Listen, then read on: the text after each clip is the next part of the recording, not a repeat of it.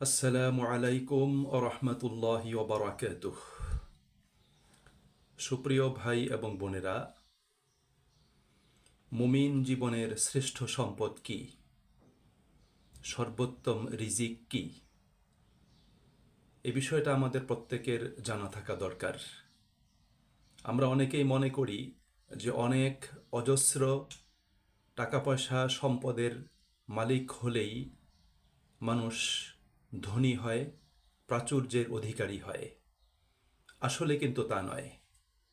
কারণ টাকা পয়সা, প্রাচুর্য, অর্থ সম্পদ এবং বস্তু সামগ্রী কখনোই মানুষকে সম্পদশালী করে না, মানুষকে ধনী করে না। প্রকৃত ধনাঢ্যতা বা প্রাচুর্য অন্য জায়গাতে। আল্লাহ রাব্বুল আলামিন টাকা পয়সা, অর্থ সম্পদ, বস্তু সামগ্রীগুলোকে দুনিয়ার স্বল্পকালীন ভোগ্য সামগ্রী হিসাবে উল্লেখ করেছেন। সুপ্রিয় ভাই এবং বন্ধুরা, কোরআনুল কারীমে আল্লাহ সুবহানাহু ওয়া তাআলা এবং রসুল করিম সাল্লাল্লাহু আলাইহি ওয়াসাল্লাম একজন মুমিন জীবনের শ্রেষ্ঠ সম্পদ কি সে বিষয়ে আমাদেরকে জানিয়েছেন। একজন মুমিন জীবনের শ্রেষ্ঠ সম্পদগুলো আমি সংক্ষেপে উপস্থাপন করতে চাই, যাতে আমরা প্রত্যেকেই দুনিয়াতে এবং আখেরাতে শ্রেষ্ঠ সম্পদের অধিকারী হয়ে, প্রাচুর্যের অধিকারী হয়ে জীবনটাকে সফল কাম করতে চাই এবং আল্লাহ তাআলার সন্তুষ্টি লাভ করে তার প্রিয়ভাজন হয়ে তারই জান্নাতে নিজেদেরকে উপনীত করতে চাই। সুপ্রিয় ভাই এবং বন্ধুরা, মুমিন জীবনের শ্রেষ্ঠ সম্পদ হল প্রথমত মহান আল্লাহ তাআলার প্রতি নিষ্ঠাপূর্ণ খাঁটি ঈমান। আল্লাহ তাআলার প্রতি যার নিষ্ঠাপূর্ণ খাঁটি ঈমান আছে তিনি অনেক ধনী মানুষ এবং অনেক সম্পদের অধিকারী। দ্বিতীয়ত রসুল করিম সাল্লাল্লাহু আলাইহি ওয়াসাল্লাম এবং দ্বীনের প্রতি অকৃত্রিম ভালোবাসা। যার দিলের ভিতরে রাসূলের প্রতি ভালোবাসা আছে, যার দিলের ভিতরে দ্বীনের প্রতি ভালোবাসা আছে, তিনি অনেক ধনী মানুষ, প্রাচুর্যের অধিকারী। তৃতীয়ত হল নেক আমল এবং কল্যাণকর কাজ করার তৌফিক এবং আগ্রহ। নেক আমল করার আগ্রহ এবং কল্যাণকর কাজ করার আগ্রহ যার দিলের ভিতরে আছে এবং যিনি এই ভালো কাজ করার তৌফিক লাভ করেন, সুযোগ লাভ করেন এবং সেই সুযোগটাকে যিনি কাজে লাগান, তিনি কিন্তু প্রাচুর্যের অধিকারী।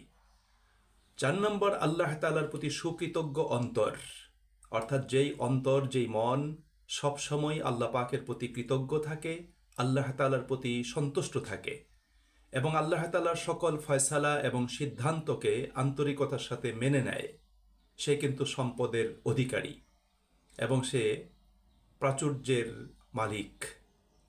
5 নম্বরে সর্বদা আল্লাহ তাআলার স্মরণে সিক্ত অন্তর, অর্থাৎ যার অন্তরে সবসময় আল্লাহ পাকের জিকির অব্যাহত থাকে, জারি থাকে এবং যে সবসময় মন মস্তিষ্কে চিন্তা চেতনায় ধ্যান ধারণায় আল্লাহকে স্মরণ করে, সেই তো সবচাইতে ধনী মানুষ।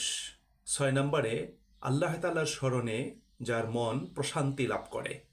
আল্লাহ তাআলা কোরআনে বলেছেন, আলা বিযিক্রিল্লাহি তাতমাইন্নুল কুলুব, যে জেনে রাখো আল্লাহ পাকের স্মরণেই মানুষের অন্তর প্রশান্ত হয়, প্রশান্তি লাভ করে। সুতরাং আল্লাহকে স্মরণ করে, তাকে জিকির করে, তার কথা মনে করে যে ব্যক্তি মনের ভিতর শান্তি লাভ করে, প্রশান্তি পায়, সেই ব্যক্তি সর্বোত্তম সম্পদের মালিক। 7 নম্বরে যার অন্তরটা কলবে সালিম তথা নিষ্কলুষ, পরিশুদ্ধ এবং পবিত্র, অনাবিল অন্তরের মালিক যিনি, অর্থাৎ যার অন্তরে, যার মনে কারো প্রতি কোনো ধরনের হিংসা, বিদ্বেষ, পরশ্রী কাতরতা, লোভ লালসা এরকম কোনো কিছু থাকে না। যার অন্তরে সকলের প্রতি ভালোবাসা আছে, যার অন্তরে সৎ ও কল্যাণকর বিষয়ের প্রতি আগ্রহ রয়েছে, সে হলো সবচেয়ে মূল্যবান সম্পদের মালিক। 8 নম্বরে যিনি সুস্থ এবং পবিত্র চিন্তার অধিকারী, যিনি সুস্থ চিন্তা করেন, ইতিবাচক চিন্তা করেন, পবিত্র চিন্তা করেন, কখনোই কোনো মন্দ চিন্তা যিনি করেন না এবং যিনি কখনোই নেতিবাচক চিন্তাও করেন না। এই ধরনের মানুষগুলো সম্পদের অধিকারী। 9 নম্বরে, যার মেধা, প্রজ্ঞা, প্রতিভা, যোগ্যতা এবং জ্ঞান রয়েছে, অর্থাৎ যিনি তার মেধা, প্রজ্ঞা, প্রতিভা, যোগ্যতা এবং জ্ঞানটাকে সবসময় কল্যাণের পথে এগুলোকে বিনিয়োগ করেন, কাজে লাগান, তিনি সম্পদের অধিকারী। 10 নম্বরে, যিনি শারীরিক এবং মানসিকভাবে সুস্থ, শারীরিকভাবে সুস্থ, মানসিকভাবে সুস্থ। সম্মানিত ভাই এবং বন্ধুরা, সুস্থতা মানব জীবনে শ্রেষ্ঠ সম্পদ। যিনি শরীরের শারীরিক এবং মানসিক দিক থেকে সুস্থ, তিনি কিন্তু সবসময়ই মানে একটা অনেক বড় মানে ভালো অবস্থানে তিনি নিজেকে রাখতে সক্ষম হন।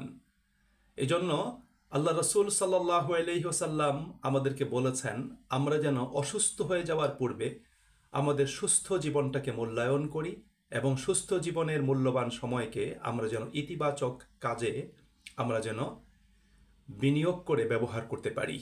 এটাই রাসূল করিম সাল্লাল্লাহু আলাইহি ওয়াসাল্লামের অন্যতম একটা শিক্ষা।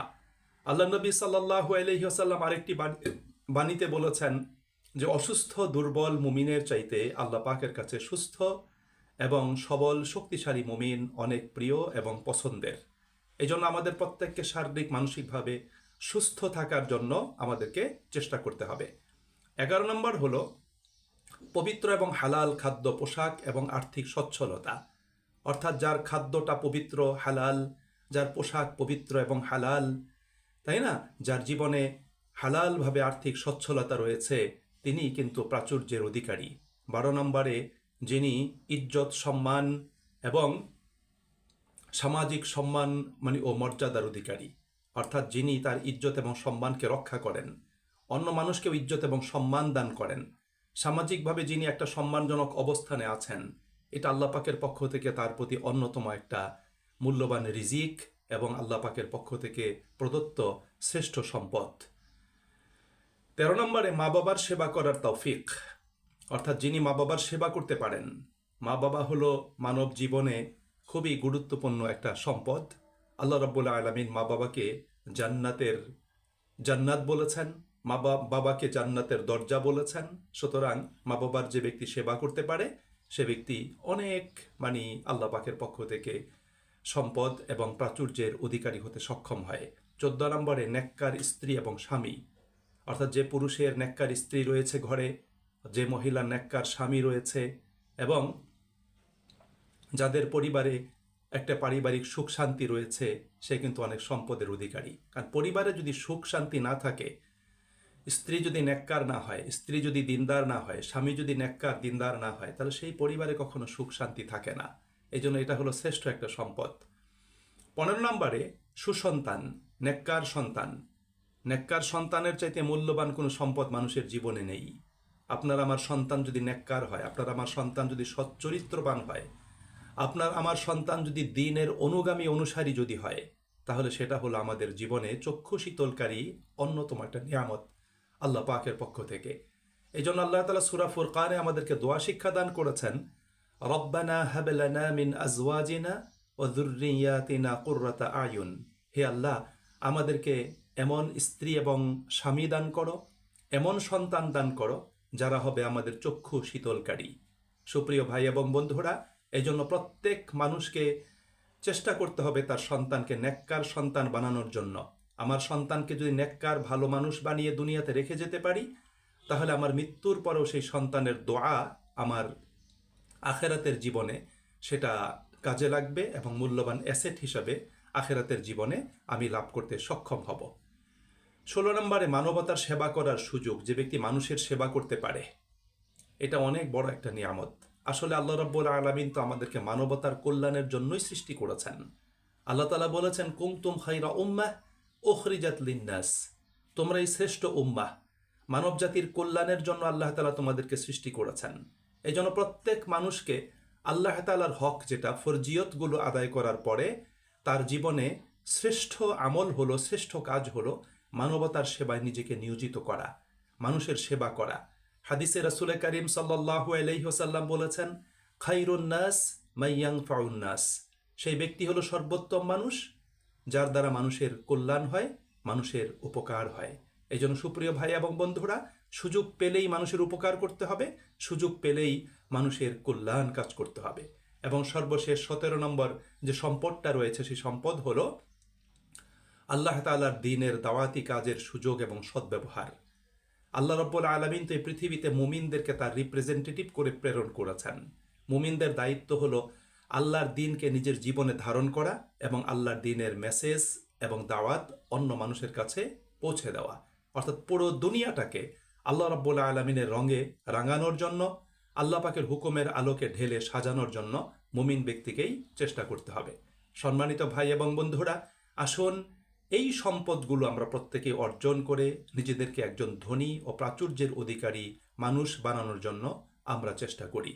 আমরা যেই সম্পদের পিছনে সকাল থেকে সন্ধ্যা পর্যন্ত দিনরাত আমরা ছুটছি, আমরা শুধু দৌড়াচ্ছি, আমরা মাথার ঘাম পায়ে ফেলে যেই সম্পদ, যেই প্রাচুর্য আমরা আহরণ করার জন্য আমরা চেষ্টা করছি, আসলে সেগুলো আমাদের প্রকৃত সম্পদ না।